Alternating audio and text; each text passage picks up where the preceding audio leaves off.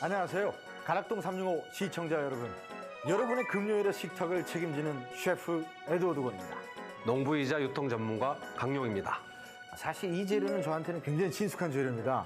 한국적인 재료이기도 하지만 사실은 서양에서 온 재료잖아요. 네, 그렇죠. 근데 정말 아이러니컬한 것은 코로나19 영향을 받고 나서 전반적으로 저희 식당에 쓰거나 저희가 구매를 했을 때 농작물 가격이 좀 내려갔다는 느낌을 받았어요. 네. 근데 이 재료만 이렇게 굳건하게 그 자리를 지키고 있더라고요. 사실 가격이 일정한 수준 이상을 유지하고 있는데 그러니까요. 왜 그럴 것 같은가요? 면역성이 좋고 또 뭐 혈관 질환에도 굉장히 좋다라는 얘기를 많이 들었거든요, 제가. 코로나 이후에 그 소비자들이 네네. 면역성이 좋은 농산물을 이렇게 많이 구매를 합니다. 그러시겠죠. 근데 파프리카도 면역성이 좋다라는 소문이 나서 그래서 좀 많이 팔리는 것 같고요. 네네. 특히 지금부터 7월까지가 원래 좀 가장 좋을 때이기 때문에 네네네. 지금 이걸 가지고 좋은 음식을 만들어 주시면 우리 보시는 시청자들께 더 많은 도움이 되지 않을까 생각합니다. 가장 가까운 재료면서도 어떤 식으로 요리로 풀어야 될지 많은 고민을 했는데요. 지금부터 저 에드워드 권이 금요일의 농촌의 맛으로 두 가지 요리를 선보이도록 하겠습니다. 일반적으로 파프리카는 굉장히 다양한 용도로도 사용을 하고 있는데요. 그중에 이제 대표적인 주자가 이제 세 가지가 있죠. 빨간색, 칼슘과 인이 굉장히 많이 함량이 돼 있다라고 알려져 있고요. 주황색은 철분과 베타카로틴이 많이 들어가 있다고 합니다. 그리고 노란색은 혈관 질환의 예방에 굉장히 좋은 피라진 성분이 많이 들어가고 있다는데, 그럼 과연 파프리카는 어떻게 고르는 것이 과연 좋을까라는 생각을 많이 하실 거라고 봅니다. 일반적으로 파프리카는 이렇게 꼭지가 아주 파랗게 신선해야 합니다. 이 갈라진 부분들이 정확하게 선명하게 나와주면서 한 4조각 정도로 구분이 되어주면 굉장히 좋은 파프리카다라고 말씀드릴 수 있고요. 이렇게 광택이 좀 나면서 윤기가 좀 자르르하고 흘러줘야 됩니다. 그러면서도 이렇게 좀 단단해야 돼요. 그래서 탱글탱글한 느낌이 있어야만 좋은 파프리카다라는 말씀 드릴 수 있을 것 같습니다. 그래서 첫 번째 요리는 굉장히 간단합니다. 파프리카 무침을 할 텐데요. 아삭한 식감에 새콤 달콤한 맛까지 파프리카 무침! 자, 들어가 볼까요? 재료 공개합니다. 짜자자잔! 파프리카, 사과, 식초, 올리브유, 후추, 통깨, 소금 준비하시고요. 파프리카는 이 꼭지 부분을 잡고 계신 상태에서 그대로 밀어주는 겁니다. 그러면 이렇게 뚝 하고 소리가 나거든요. 이 상태에서 이렇게 싹 돌리신 뒤에 딱 빼주시면 이렇게 씨가 딱 발라져서 나옵니다. 그래서 반으로 갈라줍니다. 그러면 이제 이렇게 씨들이 다 붙어서 이렇게 떨어져 있거든요. 그래서 이 상태에서 자, 그리고 나서 이제 안에 흰 속대가 이제 보이실 거예요. 그래서 흰 속대는 이렇게 살짝 밀어주시면 이 속대는 이제 버려주시고 이 겉대 쪽 부분만 이제 조리를 해서 사용을 하시면 되겠습니다. 그래서 담아주시고요. 사과 식초 1에 올리브오일 3. 여기에 이제 소금과 후추로 간을 해줍니다. 그리고 마지막으로 볶은 참깨. 손으로 짓이기면서 참깨의 향이 은은하게 올라올 수 있도록 이제 잘 섞어주시고 하면 돼요. 굉장히 간단하죠? 네, 뭐 정말. 사과 식초의 상큼한 그런 단맛과 맛과 또 올리브유까지 고소한 맛이 맛이 함께 상상이 되네요. 감칠맛을 정말 극대화시켜주는 간단하다는 게 좋네요. 그런 네. 아주 굉장히 간단한 파프리카 초무침이 되겠습니다. 아, 맛있겠어요. 오늘 저녁에 바로 해 먹어도 될 것 같네요. 배고파요, 네, 지금요. 그러니까요. 자, 무침은 이렇게 완성이 됐습니다. 다음 요리 궁금하시죠? 네.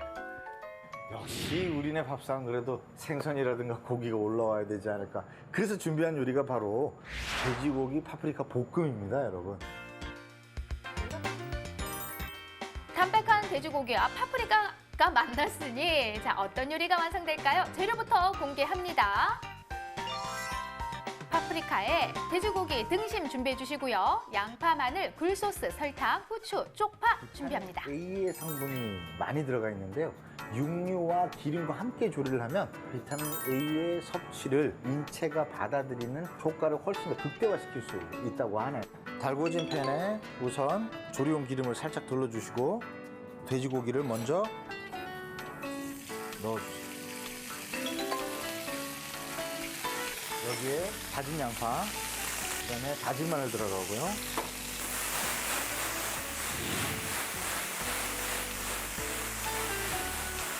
돼지고기가 한 반 정도 익을 때 채를 썰어둔 파프리카를 넣어줍니다.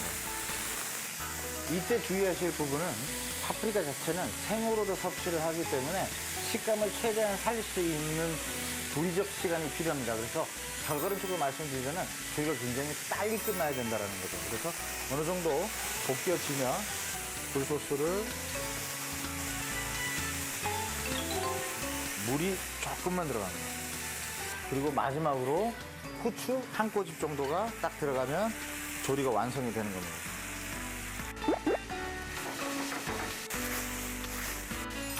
네, 굴소스가 들어가니까 약간 중국 음식 같은 느낌도 나고요. 네. 이 불맛이 진짜잖아요. 이 네. 불맛이. 아, 빛깔도 너무 좋아요. 마지막으로 여기 위에 넣어서 여기다가 자연스럽게 뿌려주세요. 이렇게 되면 돼지고기로 만든 파프리카 볶음 요리가 완성되었습니다.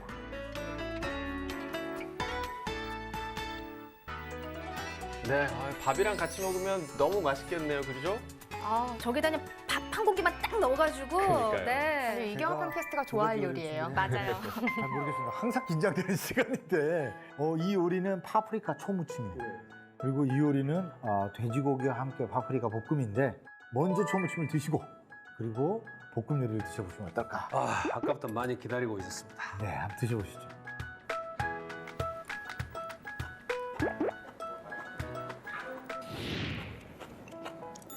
이 소리. 뭐 맛이 퍼지나요, 입안에? 아니 근데 진짜 저도 이번에 처음 해봤거든요. 이런 요리 한번 해보면 어떨까 했는데 마지막에 이렇게 파프리카 향이 입안에서 없어지려고 할 때 뭔가 이렇게 딱 쳐주는 느낌? 이게 제가 보니까 이 파프리카 단맛이 있잖아요. 그러니까 신맛이 같이 들어오면 소위 얘기해서 우리나라 탕수육 좋아하듯이 신맛, 잔맛, 신맛, 단맛 이렇게 들어오니까 이게 좀 매력적인 거. 그 원래 파프리카 향이 좋은데 이 식초와 이런 양념의 영향인지 향이 입안에서 확 퍼지는 느낌이에요. 볶음 요리도 한번 드셔보세요.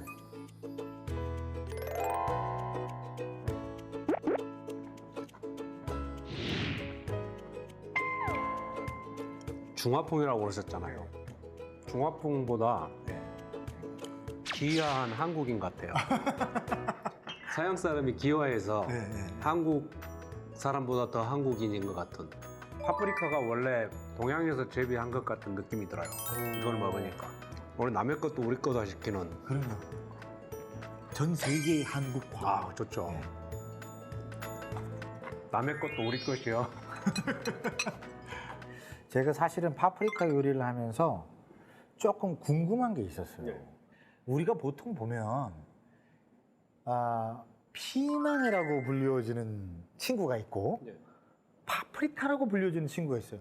저는 이제 요리를 좀 이제 하다 보니까 어느 정도 구별법을 충분히 알게 됐는데 제가 판단할 때는 아직도 많은 우리 시청자 여러분들 중에서는 헷갈리실 것 같아요. 그 차이점이 뭐가 있나요? 사실 피망과 파프리카는 원래 같은 말이죠. 같은 말이에요? 피망은 프랑스 말이고 파프리카는 네덜란드 말이죠. 그런데 이제 지금은 피망과 파프리카가 원래는 같은 형제였는데 사촌쯤으로 돼버렸어요. 네덜란드에서 파프리카가 계속 수입이 되면서 종자들이 수입이 되면서 네덜란드에서 피망을 계속 이렇게 개량을 해가지고 좀 더 달고 과육이 이렇게 좀 많고 좀 이런 수분도 좀 높고 하는 계속 이렇게 개량이 된 품종들을 재배를 하다 보니까 파프리카화 돼버렸죠. 지금은 이제 파프리카 그러면 왠지 피망구보다 조금 고급화된 그래서 이제 약간 더 우수해진 사촌 정도 이렇게 생각하시면 되겠습니다. 사실 파프리카는 제가 볼 때는 들어온 게 얼마 안 되는 것 같아요. 정확하게 파프리카는 1993년부터 네덜란드에서 종자를 수입해서 재배를 하기 시작을 했습니다. 그런데 이제 짧은 역사임에도 불구하고 사실은 인삼에 이어서 신선농산물로서는 우리나라 수출 2위가 파프리카입니다. 2위가 파프리카라고요? 파프리카가 9,200만 불이고 네네네. 인삼이 1억 8,800만 불 재작년 기준에 그렇게 수출을 하고 있습니다. 뭐 가까운 일본 시장만 하더라도 사실은 네덜란드 수출을 많이 했었는데 일본의 대부분의 파프리카는 지금은 한국에서 수출을 하고 있습니다. 최근 들어서 한 불과 몇 년 전에 이렇게 조막조막하게 약간 할라피뇨처럼 생긴 파프리카들 나와서 이렇게 썰면 되게 이 접시 위에 올리면 되게 보기도 좋고 예쁘기도 하고 그래서 근데 그런 거는 어떻게 나오기 시작을 한 거예요? 네덜란드나 이런 데서 수입해 오던 미니 파프리카나 이런 게 있는데요. 우리나라가 이제 파프리카 종자가 워낙 비싸니까 같은 중량의 금과 파프리카를 놓고 파프리카가 훨씬 비싸다고 그러잖아요. 종잣값이 금값보다. 아, 정작 그렇겠죠. 왜냐면 그만큼 수출하고 그 정도 나오려면. 그래서 이제 우리나라에서도 네. 자체적인 종자를 개발을 하기 시작했는데 이야. 2015년에 경남 농업기술원에서 라원이라는 네네. 그런 품종을 개발을 했어요. 그게 이제 미니 파프리카의 그 효시죠. 교시구나. 네. 근데 보니까 바나나 파프리카 막 길쭉길쭉한 것들도 있고 막 이런 것들도 여러 가지가 나오더라고요. 근데 그런 건 어떻게 나오기 시작을 한 거예요? 그게 일반적인 파프리카보다 당도가 2, 3브릭스가 더 높아요. 그러니까 수분 함량도 많고 그래서 뭐 어떻게 보면 우리가 뭐 고추를 된장에다 찍어 먹는 게 아니라 이제 파프리카를 과일처럼 먹는데 그렇게 해서 개발된 길쭉한 파프리카가 이제 네덜란드에 있는 한 종묘회사가 트리벨리라고 브랜드를 등록을 해서 세계 한 10여 국에 특정한 데만 지정을 해주면서 재배해서 트리벨리라는 품종이 있고 그리고 이제 약간 더 긴 것이 바나나 파프리카. 이것은 뭐 정식 품종의 명칭이라고 보다는 종묘사에서 그 파프리카의 특성을 가지고 생긴 이렇게 모양새가 좀 그렇죠. 길쭉하고 그러니까. 명명을 해서 한 건데 어쨌든 이런 그 파프리카들이 개발이 돼서 요즘에는 많이 보급되고 있죠. 그 바나나 파프리카 아직 못 먹어봤어요. 그래서 기회가 되면 꼭 한번 그게 좀 더 달다고 그러셨잖아요. 궁금합니다, 굉장히. 그래서 한번 꼭 먹어보도록 하겠습니다. 오늘 알록달록한 파프리카로 정말 다양한 요리 맛있게 먹었고요. 네. 또 오늘 재밌는 이야기, 좋은 이야기 참 많이 들었습니다. 시청자 여러분 어떠셨나요? 이번 주말에 한번 파프리카 구매하셔서 집에서 다양한 파프리카 요리 한번 드셔보셨으면 좋겠다는 말씀 드리고 싶고요. 저희는 다음 주에도 또 다른 식재료를 통해서 요리 이야기, 재료 이야기 들려드리도록 하겠습니다. 농촌의 맛! 네, 다시 한번 레시피 알려드릴게요. 파프리카 무침입니다. 네, 새콤달콤한 맛이 특징인데 이 손질한 파프리카에 사과 식초와 올리브 오일을 1대3 비율로 넣고요. 소금과 후추로 간을 해주면 완성입니다. 정말 간단하죠? 쉽네요, 정말. 여기까지 향이 느껴지는 것 같아요. 아, 내 입으로 들어와. 자, 이번에 파프리카 돼지고기 볶음인데요. 먼저 이 달궈진 팬에 기름을 두르고 채 썬 돼지고기, 그리고 다진 마늘, 다진 양파를 중간 불에서 볶아주시면 됩니다. 돼지고기가 어느 정도 익으면 채 썬 파프리카를 투하를 해주시고요. 소스가 중요합니다. 굴소스와 설탕, 또 물 조금, 후추 간을 해서 빠른 시간 내에 볶아주시면 파프리카 돼지고기 볶음이 완성이 됩니다. 색깔을 위해서 파도 살짝 올려주면 더 먹음직스럽겠죠? 참 쉽죠잉?